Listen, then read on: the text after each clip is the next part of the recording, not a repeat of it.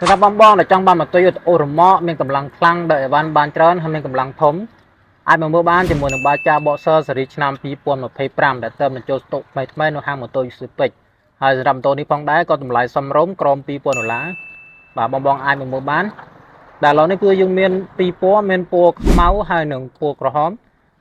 បាទនៅក្នុងស្តុកស្រាប់តែម្ដងចឹងថ្ងៃនេះខ្ញុំនាំបងមកមើលជាមួយនឹងការអាប់ដេតមួយចំនួនទៅលើស៊េរីឆ្នាំ2025នេះដែលមួយតួខ្លួនផ្នែកខាងក្រោយនេះមានភ្ជាប់ជាមួយនឹងបូមដ៏ស្រស់ស្អាតហើយ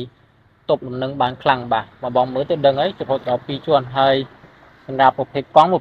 ក្រោះធំដែលអាចរត់បានទាំងផ្លូវកស៊ូហើយនិងផ្លូវអបរ៉ូតហើយការអាប់ដេតមួយចំនួនទៅលើផ្នែកខាងមុខគឺកុងតាក់កន្លែងនេះបងបាទគឺមានភ្ជាប់ជាមួយនឹងកុងតាក់ភ្លើងសុំផ្លូវបាទដែលស៊េរីថ្មីនេះមានណាហើយសម្រាប់ស៊េរីមុនក៏អត់មានទេហើយសម្រាប់កូនទ័រនៅស្រស់ស្អាតដដែលបាទបងអាចមើលបានអបសិនទាំងអស់នេះគឺមានអាប់ដេតមួយទៀតទៅលើក្បាំងមុខបាទដោយបាក់លេងគ្រឿងក្រៅថែមទេគឺស៊េរីឆ្នាំ2025នេះមានភ្ជាប់ជាមួយក្បាំងមុខមកស្រាប់តែម្ដងបាទអញ្ចឹងសម្រាប់បងដែលចង់បានទិញដាច់ឬក៏វាយដូរបងរំលោះអាចមកមើលបានជាមួយនឹងហាងម៉ូតូ Super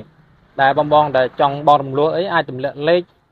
ឬក៏ comment នៅក្នុងវីដេអូនេះក្រុមការងាររបស់បងប្អូននឹងតាក់ទងទៅបងភ្លាមតែម្ដងបាទសូមអរគុណ